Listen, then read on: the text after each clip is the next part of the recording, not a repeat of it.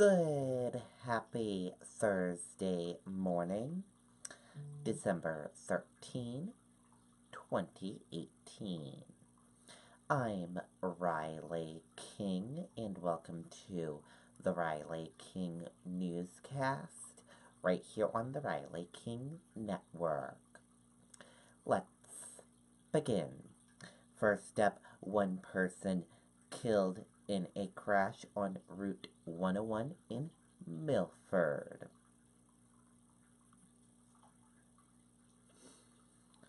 Let's take a listen to the video from WMUR News 9.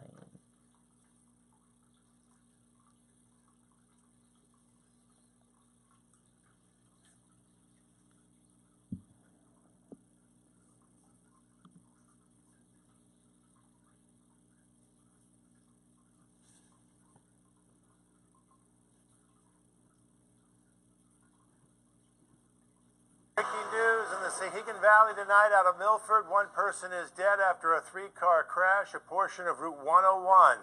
Still closed at this hour. Let's head right out to WMUR's Jessica Moran. She is live near the scene. And Jessica, what do we know right now? Well, Tom, one of the cars involved in the accident is right here behind me, and this scene stretches for well over 100 yards. We are on the west side of Route 101 in Milford, where the police department's technical accident reconstruction team is investigating this fatal crash. Milford police say that this accident happened around 7:15 this evening. It involved 3 cars and 4 people. They say one person was pronounced dead at the scene. The other 3 only suffered minor injuries. All of the drivers are from Milford, and one passenger is from Nashua. Police say speed was a factor, as one car was passing other cars legally and illegally, they say. Milford police say they frequently see accidents related to speed on this stretch of Route 101. Quite frequently, and too often we shouldn't be seeing it, but this road seems to have, it's a straight road, similar to like what the east side of 101 used to be. This is the west side where it's still single lane of travel. No Jersey barriers or dividers in between other than a rumble strip. While police say speed was a factor in this crash, they are still investigating whether drugs or alcohol played a role. In Milford, Jessica Moran, WMUR News 9. Okay, and there you go on that video and that report.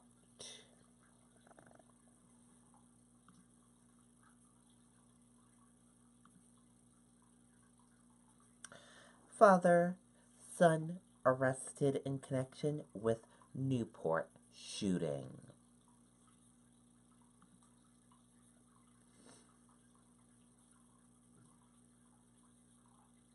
Let's take a listen to the video from WMUR News 9.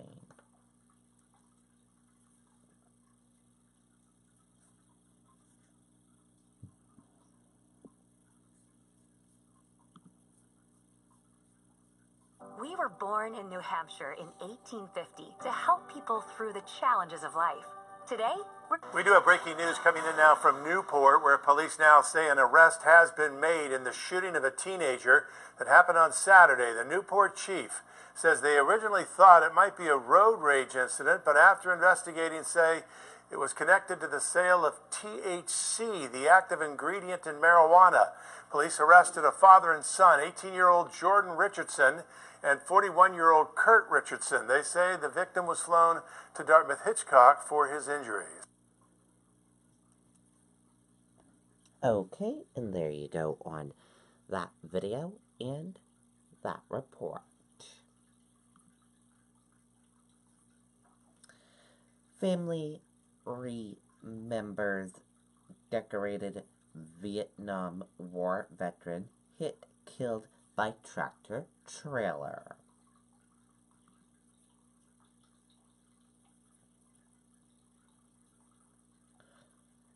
Let's take a listen to the video from WMUR News 9, Amy Cavino.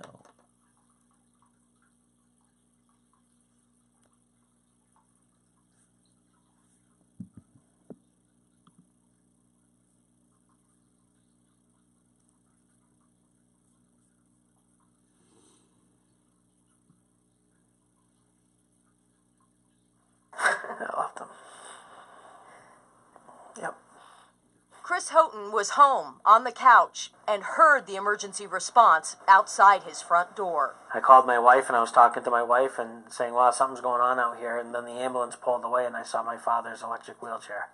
Frank lost his driver's license about a year and a half ago. This electric scooter represented his independence. He took it everywhere. Investigators say the truck driver didn't even realize he'd hit a pedestrian. Witnesses chased him down.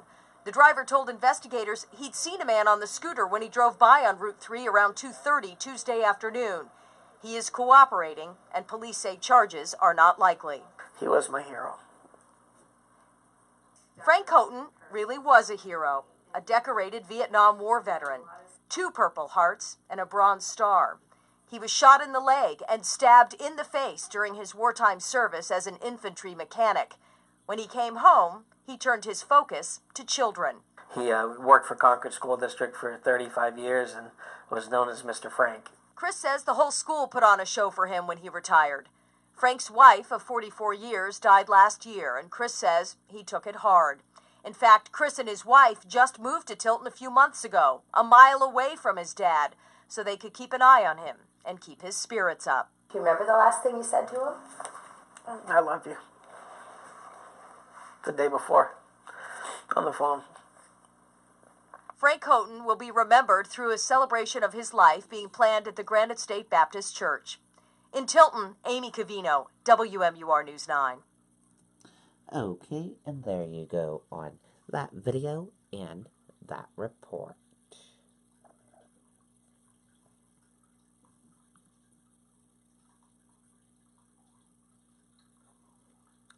Man accused in murder of Justin Lee faces judge.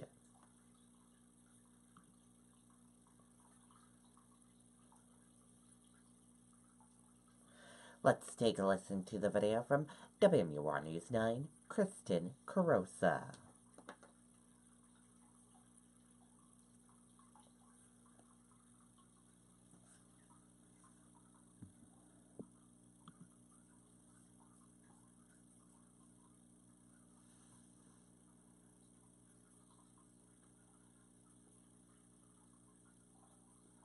Paul Dimmick has been charged with reckless second-degree murder for killing Justin Lee on September 7th.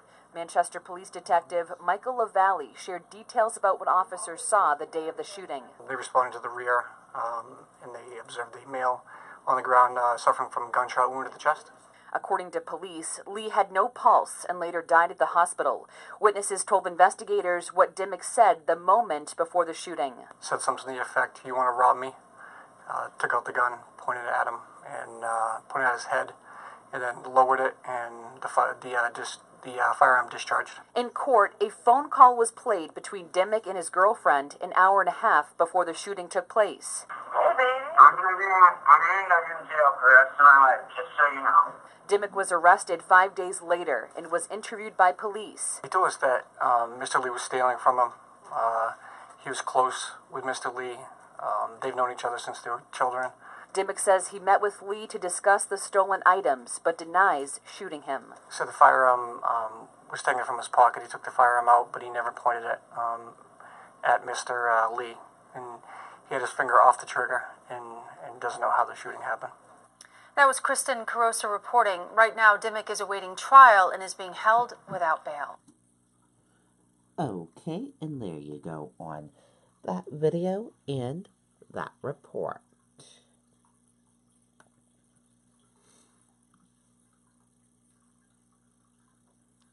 Julian Castro forms exploratory committee for possible 2020 presidential run.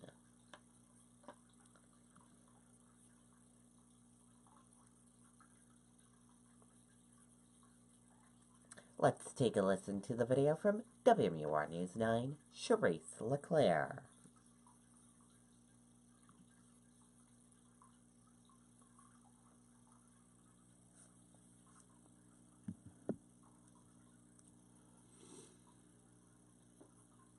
One month from today, Julian Castro will announce his decision and says he'll be speaking with Americans across the country in the meantime about what they want in a leader. They want a leader that's going to try and unite people instead of divide them. They want somebody who's focused on creating opportunity for everybody in this country. And they want somebody in the White House that can restore a sense of dignity. Castro is no stranger to New Hampshire. He was just here in October and has been to the state several times in 2018. And he says that relationship with the first-in-the-nation primary state will continue if he chooses to run. New Hampshire is crucial to any Democrat that is thinking about running, because y'all have the first-in-the-nation primary. And that's why I've been out to New Hampshire 3 times during 2018.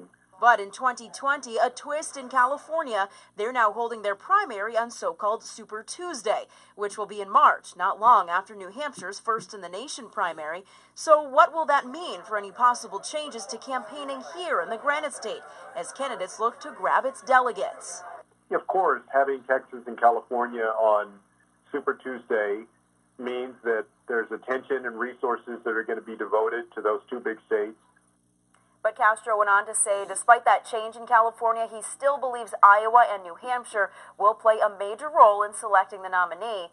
Meantime, Democrats have been speaking with New Hampshire voters, including the only officially declared candidate, Maryland Rep. John Delaney. New Jersey Senator Cory Booker was also here over the weekend, but has not yet confirmed if he will be running. Live in the studio, I'm Charisse LeClaire, WMUR News 9. Okay, and there you go on that video and that report.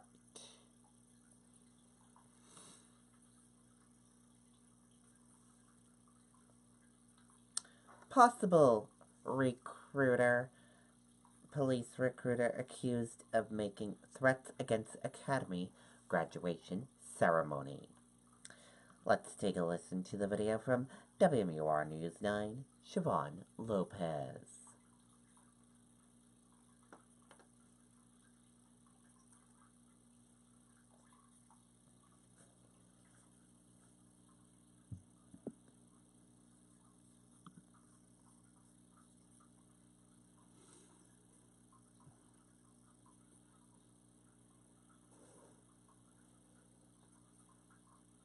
Just days from passing a milestone in his young law enforcement career, Laconia police recruit Noah Beaulieu is charged with criminal threatening. With an enhanced penalty, making it a felony because it was under the guise of being a police officer. The 24-year-old Army veteran was hired and sworn in back in May and completed a 6-week in-house training program. In his last week at the police academy in Concord, The recruit made several comments in regards to some type of a mass shooting event. Beaulieu is accused of referencing the Academy's graduation ceremony scheduled for this Friday while making some kind of threatening comments to his squad mates. Academy staff alerted Laconia Chief Matt Canfield. After an investigation, Beaulieu was fired today. Chief Canfield says Beaulieu underwent a substantial background investigation before he was hired, Including a psychological and medical and polygraph examination. None of those revealed anything alarming about him. Canfield says he will conduct an internal review of the background check process in Laconia. But in this case, I think it was truly alarming to have someone that underwent such an intensive background investigation to make those comments, and certainly something that we would move to very quickly on to protect the community. Beaulieu is being held at the Merrimack County Jail tonight. He is due to appear in court tomorrow. We're live in Laconia tonight. Siobhan Lopez, WMUR News 9. Okay, and there you go on that video and that report.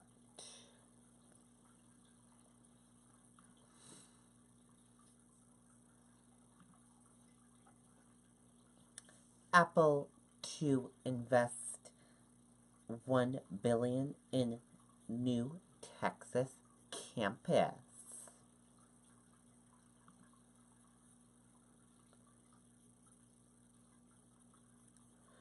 Apple will invest in $1 billion in a new campus in Austin, Texas, the company announced Thursday.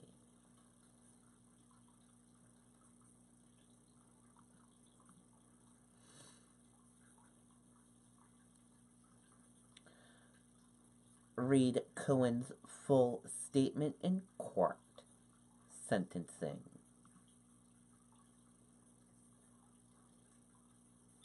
Let's take a listen to the video from ABC News.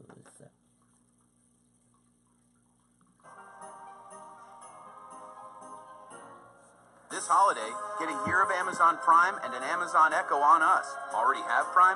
We'll cover another year. All that when you switch to Fios Gigabit Connection, the fastest internet available, plus TV and phone for just $79.99 per month with a 2-year price guarantee and a 2-year agreement. 100% fiber optic network, 100% phenomenal. The president and 2 major headlines tonight. His longtime fixer and personal attorney, Michael Cohen, is going to prison. And the publisher of the National Enquirer has now flipped, helping prosecutors too.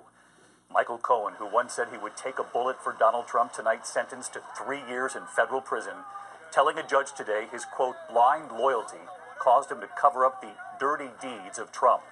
And then 2 hours later, the publishers of the Enquirer, what prosecutors say they have now admitted to. ABC's Chief Justice correspondent Pierre Thomas leading us off tonight. Michael Cohen arriving at court today, clutching the arm of his heartbroken daughter. Hey, Michael, you're afraid. Hoping for mercy, he took full responsibility for his crimes. The personal ones to me, he said, and those involving the President of the United States. Prosecutors say Cohen acted in coordination with and at the direction of Individual 1, a.k.a. Donald Trump, when he facilitated hush money payments to porn star Stormy Daniels and Playboy playmate Karen McDougal so they wouldn't go public before the election. Cohen once said he would take a bullet for his boss. I'm obviously very loyal and very dedicated to Mr. Trump. But today, Cohen told the judge he has been living in a personal and mental incarceration ever since he went to work for Trump more than a decade ago. It was my own weakness and a blind loyalty to this man that led me to choose a path of darkness over light, he said. I felt it was my duty to cover up his dirty deeds. President Trump's story about the hush payments has changed over time. First, he told the American people he knew nothing. Did you know about the $130,000 payment to Stormy Daniels? Then he said he only knew after the fact. Did you know about the payments? Later on I knew. Later on. Now he calls the Stormy Daniels deal a simple private transaction, pointing the finger back at Michael Cohen. But today in court, Cohen emotionally declared he'll fight to make sure history doesn't remember him as the villain. His voice cracking, he described the shame he'd brought on his wife, children, and elderly parents, all of whom were in court. But the judge was unmoved, sentencing Cohen to 3 years in prison for what he called a veritable smorgasbord of fraud, saying Cohen had lost his moral compass. Pierre Thomas joined us live tonight from federal court in Lower Manhattan. And Pierre, prosecutors from the Southern District of New York saying today that Cohen was motivated by greed and ambition. We know he's also been cooperating with special counsel Robert Mueller. That's a separate case. And Mueller's team did give him some credit today in court for his help in their case. David, Cohen has spent more than 70 hours with Robert Mueller's investigators, and today the special counsel's prosecutors told the court he offered them substantial assistance, including credible and valuable information. And they said they expect him to continue to do so. David? Pierre Thomas leading us off tonight. Pierre, thank you. Okay, and there you go on that video and that report. And that does it for the Riley King Newscast right here on the Riley King Network. I hope you all have a great day, everyone. I'll see you back here later on today for another newscast. And I'll have a news report coming up in a little bit. Goodbye, everyone.